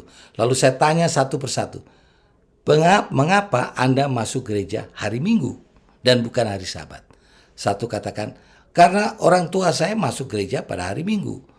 Yang lain katakan, oleh karena pendeta kami katakan, masuk ibadah itu pada hari Minggu. Ada yang katakan, ada evangelis, penceramah yang mengatakan hari ibadah itu hari Minggu. Lalu semua mereka katakan 14 orang ini masuk ke gereja beribadah pada hari Minggu. Saya katakan, sekarang saya mau jawab pertanyaan saudara. Kenapa saya masuk gereja pada hari Sabat, hari yang ke-7? Oleh karena Alkitab mengatakannya. Dari tadi saya dengar jawaban saudara-saudara ini, tidak ada seorang pun yang mengatakan kami masuk ke gereja pada hari Minggu oleh karena Alkitab mengatakannya. Itu sebabnya kami masuk beribadah pada hari Minggu. Nah, sekarang saudara sudah tahu jawabannya. Mengapa saya beribadah pada hari Sabat yang jatuh pada hari ke-7, hari Sabtu? Oleh karena firman Tuhan yang mengatakannya. Apakah kita masih bersahabat? Oh ya. Dan saya senang karena mereka kembali lagi mendengarkan pekabaran firman Tuhan selanjutnya. Saudaraku yang kekasih, kalau kita baca Alkitab kita itu, kita berbahagia, kita keberkatan, kita bisa tahu kebenaran yang berasal dari firman Tuhan. Yesus beribadah pada hari Sabat. Orang Kristen yang mula-mula beribadah, masuk ke rumah ibadat pada hari yang ke-7, hari Sabat. Rasul-rasul masuk beribadah pada hari Sabat. Nah, kita akan terbuka. Saya orang Kristen, saya pengikut Kristus. Kalau Kristus memelihara hari Sabat yang dia ciptakan sendiri, bagaimana saya sebagai umatnya, pengikutnya? Saya senang dengan doa dari orang-orang Kongo. Orang Kongo kalau berdoa, Tuhan jadilah engkau jarum dan aku benangnya. Kemana engkau pergi, aku ikut. Jarum selalu diikuti oleh benang. Tidak ada benang yang diikuti oleh jarum. Kristus Yesus beribadah menurut kebiasaannya pada hari Sabat. Bagaimana kita, pengikutnya? Kita sudah seyoganya harus ikut Yesus Tuhan kita, teladan kita. Nah, itu sejarah ya, sejarah mencatatnya. Nanti kita akan pelajari lebih dalam lagi. Mari kita lanjutkan. Oh, ini pengalaman. Jadi banyak orang kenapa beribadah bukan pada hari Sabat? Karena mereka mengikuti tradisi turun-temurun. Nah, ini menarik. Saya pergi ke Ambon tahun 2003 setelah baru saja selesai kerusuhan Ambon. Lalu saya diajak ke pasar. Ini pasar ini namanya Pasar Kaget Ambon. Saudara yang dari Ambon ya, Like mungkin pernah ke sana. Ada di pasar itu pemberitahuan, papan pemberitahuan. Bunyinya begini. Langsung karena menarik saya langsung foto. Tuhan Allah mengingatkan kita semua, khususnya para penjual di Pasar Kaget, agar mengkuduskan hari Tuhan. Lalu ditulis dalam kurung huruf tidak tebal, Minggu, sebab 6 hari lamanya engkau telah melakukan segala pekerjaan. Pekerjaan apa? Jadi di sini diberitahukan kepada semua penjual di Pasar Kaget Ambon harus mengkuduskan hari Tuhan dalam kurung hari Minggu, sebab 6 hari lamanya engkau telah melakukan segala pekerjaan. Wow, saya katakan ini sangat menarik. Coba kalau mereka ini seperti orang-orang di Perki mau mendengar ceramah saya, seminar wahyu saya, tentu akan berubah pengumuman ini. Ya, itu dia. Oleh karena apa? Mereka tidak baca Alkitab itu. Mereka hanya mengikuti ajaran turun-temurun. Apa yang dikatakan teman, apa yang dikatakan papa, apa yang dikatakan mama, kakek, nenek, dan sebagainya. Atau apa yang dikatakan pendeta, atau evangelis, dan sebagainya. Nah, perubahan ini sudah terjadi sangat lama. Mari saya mau bagikan. Nah, saya harapkan kita semua tidak ada yang merasa tersinggung. Oleh karena kita belajar sejarah, tidak boleh kita marah kepada sejarah atau pelaku-pelaku sejarah. Kita belajar sejarah supaya jangan mengulangi sejarah itu kembali dalam hidup kita. Nah, perubahan ini, perubahan dari hari Sabat, kan orang-orang yang mula-mula Kristen beribadah Sabat. Yesus beribadah pada hari Sabat. Rasul-rasul beribadah pada hari Sabat. Tapi sekarang mengapa jadi berbeda? Nah, perubahan itu kapan terjadinya? Ini dia. Saudara adalah teman saya. Saya mencintai saudara, ya, dan saya harapkan saudara juga tetap mencintai saya sebagai seorang pendeta dan sahabat saudara yang membuka mata rohani kita. Saya pun diingatkan karena ayah saya pun berasal dari yang tidak memelihara hari Sabat. Oke, perubahan ini terjadi kapan? Nah, saya ambil dari buku The Convert's Catechism of Catholic Doctrine. Jadi buku katekismus dari doktrin Katolik yang dituliskan oleh Rev. P. Geireman, halaman 50. Saya punya bukunya, kecil bukunya. Cuma saya tidak dapatkan itu, tapi saya kebetulan punya fotonya. Nah, di situ di halaman 50 dari doktrin untuk katekismus. Tanya, yang manakah hari Sabat? Jawab, Sabtu adalah hari Sabat. Ini kata katekismus ya, bukan kata saya. Ini terjemahan langsung yang benar. Sabtu adalah hari Sabat. Tanya, mengapa kita memelihara hari Minggu, gantinya hari Sabtu?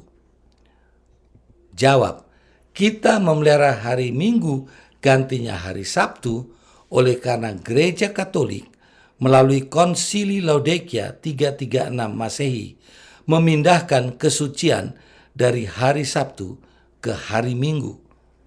Saudara lihat, di Alkitab tidak ada catatan perubahan. Allah tidak merubahnya. Yesus tidak merubah Sabat ke hari Minggu. Rasul-rasul tidak merubah dari hari Sabat ke hari Minggu. Tapi di luar Alkitab, sejarah mencatat Gereja Katolik melalui Konsili Laodikia 336 Masehi memindahkan kesucian dari hari Sabtu ke hari Minggu. Sekarang kita tahu, inilah latar belakang perubahan hari ibadah dari hari yang ketujuh, hari Sabat, hari Sabtu, ke hari yang pertama, hari Minggu. Itu sudah terjadi 1686 tahun yang lalu, menyebabkan orang sudah lupa atau tidak tahu karena tidak baca. Kita diajak sekarang membacanya. Nah, saya mau ingatkan saudara tentang ejaan bahasa Indonesia yang disempurnakan. Terjadi tahun 1972, waktu itu saya seorang mahasiswa tingkat 3. Keputusan Presiden Republik Indonesia nomor 57 tahun 1972 tentang peresmian berlakunya ejaan bahasa Indonesia yang disempurnakan. Waktu itu masih ingat, huruf J berubah menjadi Y, DJ menjadi J saja, TJ menjadi C saja. Sehingga dulu ya Jakarta sekarang ini, Jakarta penulisannya betul, dulu tulisannya DJ Akarta, Jakarta. Dirubah menjadi Jakarta. Yogyakarta sekarang dulunya Jogjakarta, panjang sekali. Itu dirubah. Kemudian Cirebon. Jadi Susan dari Cirebon, dulu Cirebon itu ditulisnya TJI, Rebon. Sekarang berubah karena ini peraturan keputusan resmi presiden, pakai nomornya, tahunnya. Jadi, wah, mahasiswa protes. Saya salah seorang mahasiswa yang turut protes. Kok orang Indonesia ini tidak punya pendirian, ikut-ikutan Malaysia. Jadi nanti kalau Coca-Cola dibaca Coca-Cola, ya. Ada guru kami namanya Mr. Makarewa, tulisannya pakai C. Nanti kita akan panggil Mr. Makarewa, Mr. Macarewa. Wah, jadi bahan ejekan. Tapi ini Presiden sudah umumkan, Menteri Pendidikan sudah mengesahkannya, semua buku dicetak baru dan ditulis. Buku ini ejaannya adalah bahasa Indonesia yang disempurnakan. Alkitab semua dirubah ejaannya. Dan sekarang bagaimana? Apakah orang masih tulis Jakarta pakai D di depannya, Yogyakarta pakai D juga, Cirebon pakai T? Tidak lagi, tidak enak kalau kita tulis Cirebon pakai TJ. Ini masa lalu ini, udah kuno. Sekarang pakai C. Saudara lihat, itu terjadi tahun 1972. Baru berapa tahun yang lalu? 50 tahun yang lalu, orang sudah tidak suka ejaan lama. Anak-anak yang lahir sesudah tahun 1972, mereka tidak tahu bahwa dulu bahasa Indonesia itu seperti ini. Sudah diubah ejaannya. Jadi begitulah dengan Sabat. Bayangkan sudah 1600 tahun lebih berubah. Jadi orang pun sudah, yang mana ya hari Sabat itu ya? Apakah hari Jumat? Ataukah ada yang katakan, bagi saya Sabat itu hari Minggu. Tapi kalau yang benar menurut Alkitab, Sabat itu hari yang ketujuh, hari Sabtu. Nah, saudara lihat, inilah apa yang kita perlu cari tahu dan ketahui.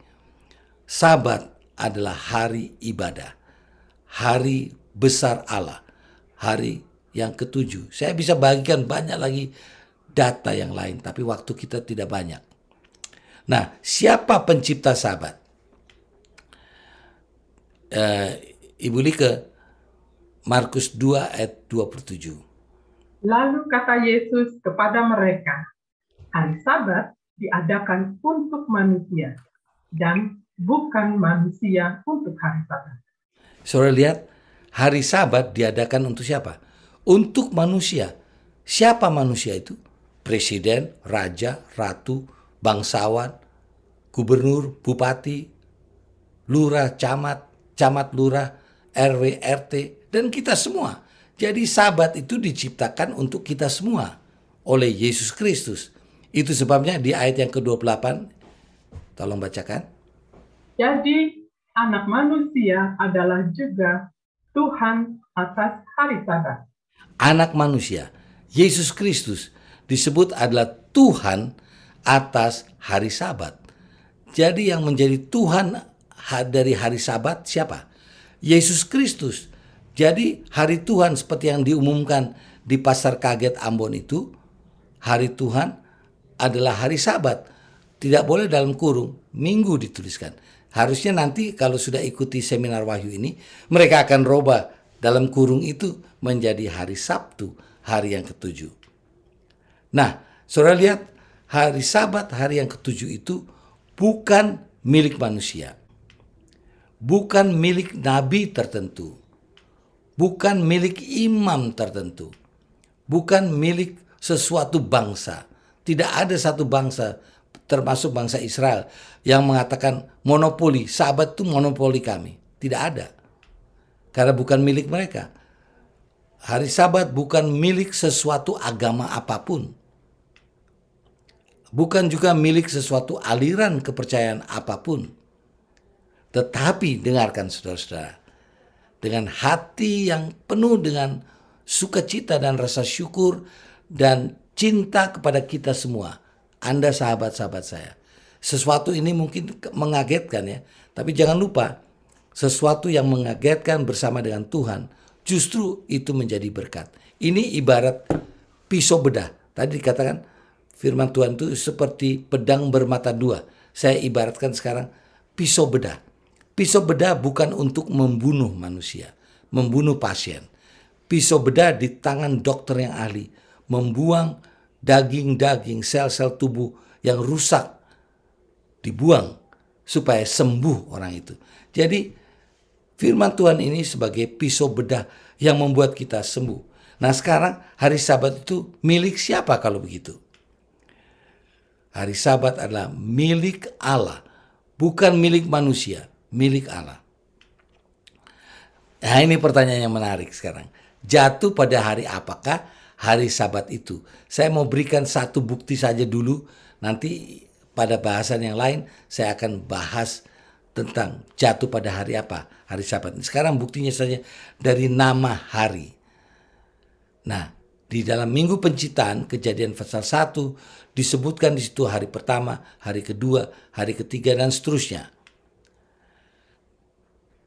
Di hari yang pertama dalam bahasa Ibraninya Yom Ehad.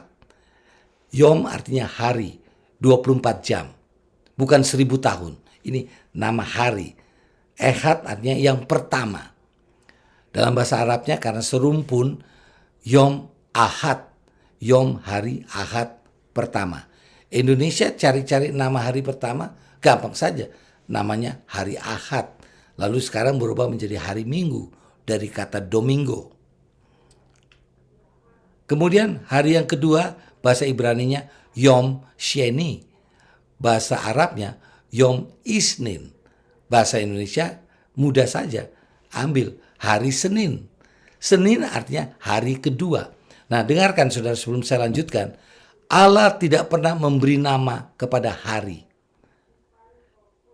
Ya, dia hanya berikan urutan hari. Ada 2 hari yang dia kasih nama. Yaitu hari persiapan, persediaan di hari yang ke-6. Untuk masuk ke hari Sabat. Jadi hanya ada 2 hari yang dikasih nama oleh Allah. Hari persediaan atau hari persiapan, hari ke-6. Dan hari Sabat, hari yang ke-7.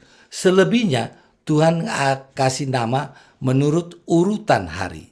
Jadi hari pertama, hari kedua, Yom Shalisi, bahasa Ibrani, hari ketiga. Bahasa Arabnya Yom Salasa. Orang Indonesia kasih nama hari yang ketiga hari apa? Selasa. Gampang sekali menangkan nama-nama hari kepada orang Indonesia atau orang Malaysia. Hari keempat, dalam bahasa Ibraninya Yom Rabi'i. Rabi artinya yang keempat. Bahasa Arabnya Yom Arba'ah. Arba'ah itu yang keempat. Orang Indonesia kasih nama hari yang keempat hari apa? Hari Rabu. Hari kelima bahasa Ibraninya Yom Kamisi.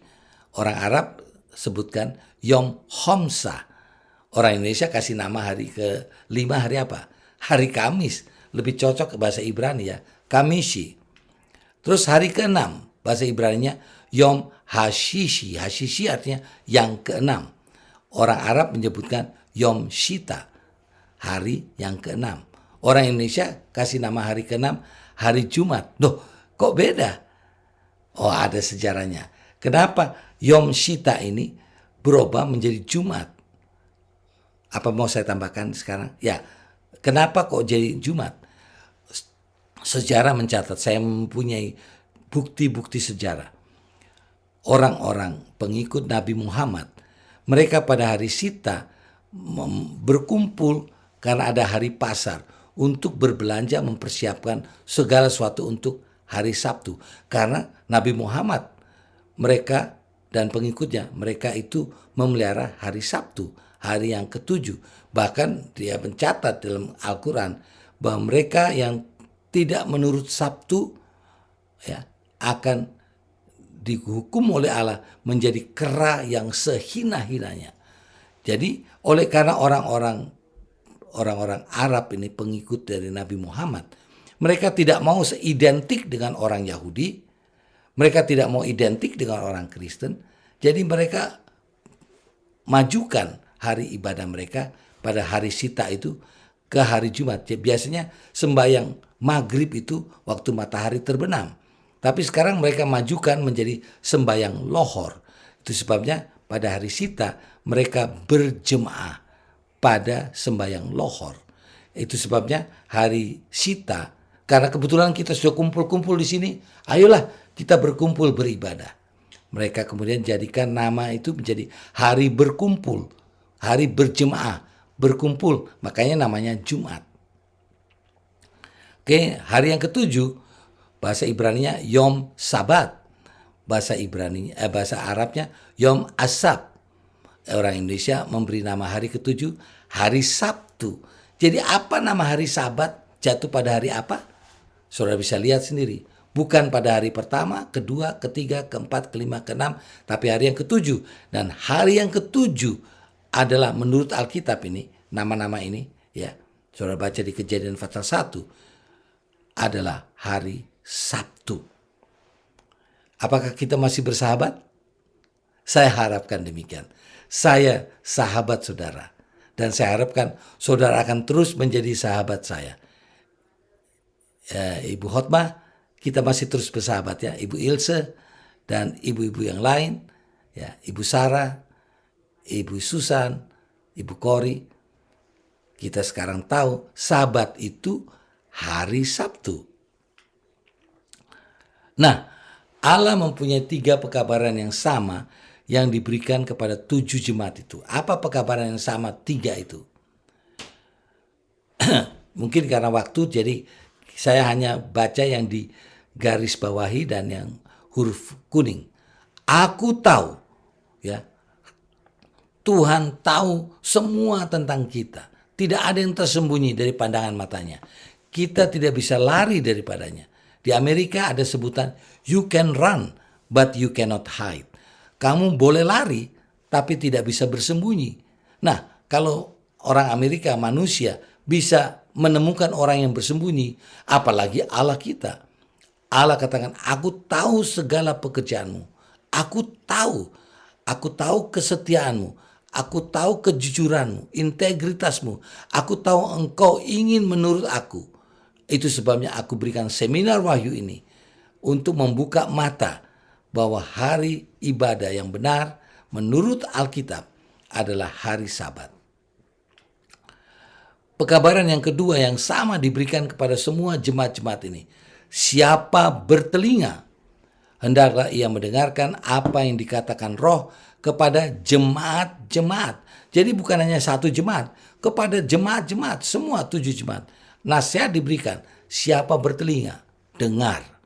Saya kasih ilustrasi pendek ya. waktu di Minahasa, ayah saya cerita, ayah saya seorang pendeta. Tadinya berasal dari gereja yang tidak memelihara Sabat. Dia cerita ada satu KKR yang dilakukan oleh gereja Masih Advent Hari ke-7. Jadi ada satu orang yang tidak suka doktrin yang diajarkan oleh gereja Advent. Jadi setiap kali ada KKR, dia selalu hadir bukan untuk mendengar khotbah. Yang dia suka dengar adalah lagu-lagunya. Karena penyanyi-penyanyi di Minahasa itu bagus-bagus suara mereka. Lagu-lagunya menyenangkan, enak didengar. Jadi dia hanya mau dengar rame-rame, lalu dengar lagu yang dinyanyikan. Waktu dia dengar lagu, dia dengar dengan hati gembira.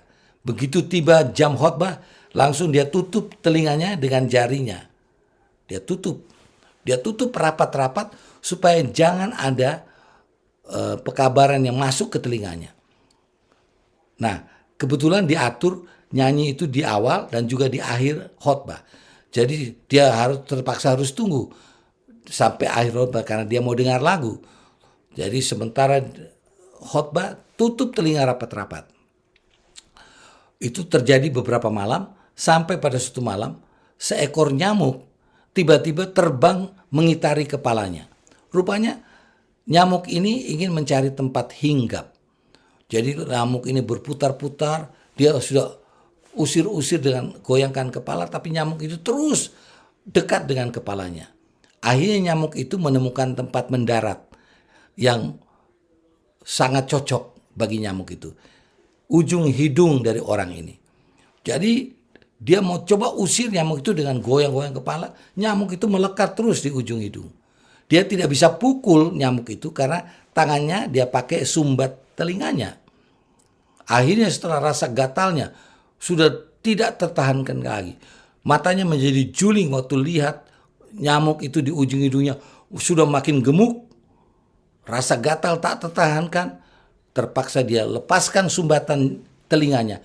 Lalu dia tepuk nyamuk yang ada di hidungnya itu.